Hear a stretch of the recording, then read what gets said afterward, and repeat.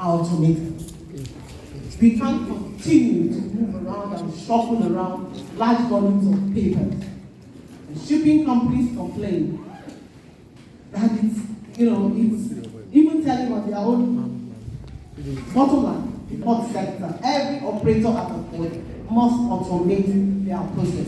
And I can tell you, as today, we are about 68% completion now. Last year it was 50% at the end of last year.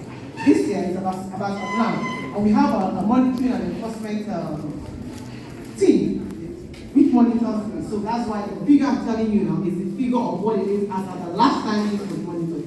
It's at 16%. So for us that is key. You need to automate. There are other components. I mean, we have the software that have infrastructure, which I'll probably talk about when I'm given another opportunity. But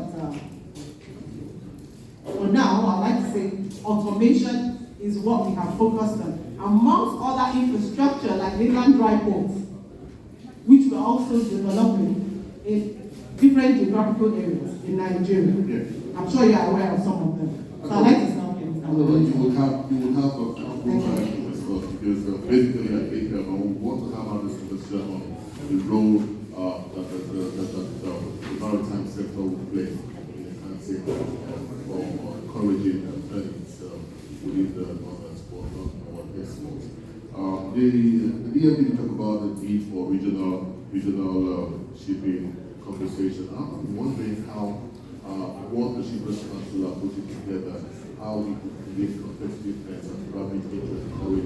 Because we hear cases of people preferring to use other ports across Africa to do their imports and sometimes even exports them using our ports. So it tells you that the Nigerian ports are not competitive enough to encourage usage by the players within the sector. How will this impact your current innovations?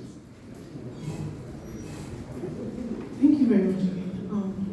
There's a lot to talk about when it comes to the port infrastructure, port efficiency.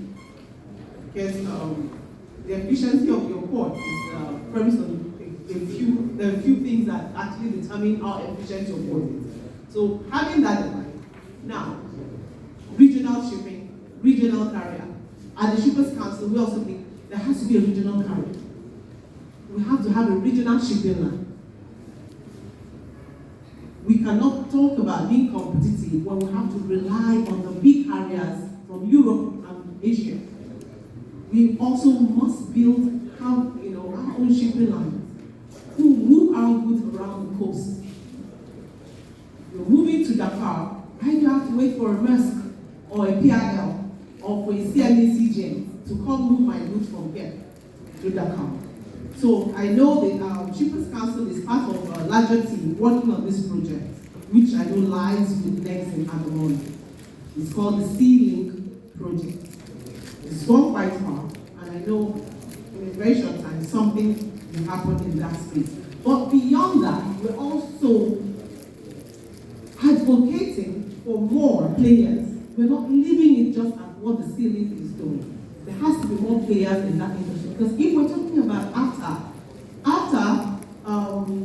the DMD said, 1.5 billion market. So it's a big market. So there's a lot to do. So we're not leaving it at just the Sea-Link project. We're also advocating that there should be more players. The space should be open so that more people, more carriers can operate in this space. We don't have to wait for a rest. We learned a lot of lessons during the COVID. We were like almost stranded at the time, but we managed to keep the ports open. But we relied on most of our supplies from Asia and the likes.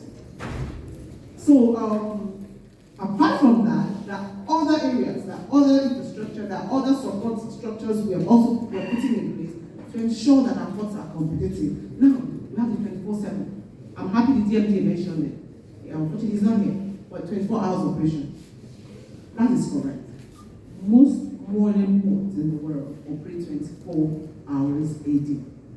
I think Nigerian ports are the only ones that close after a while and citing different reasons for infrastructure.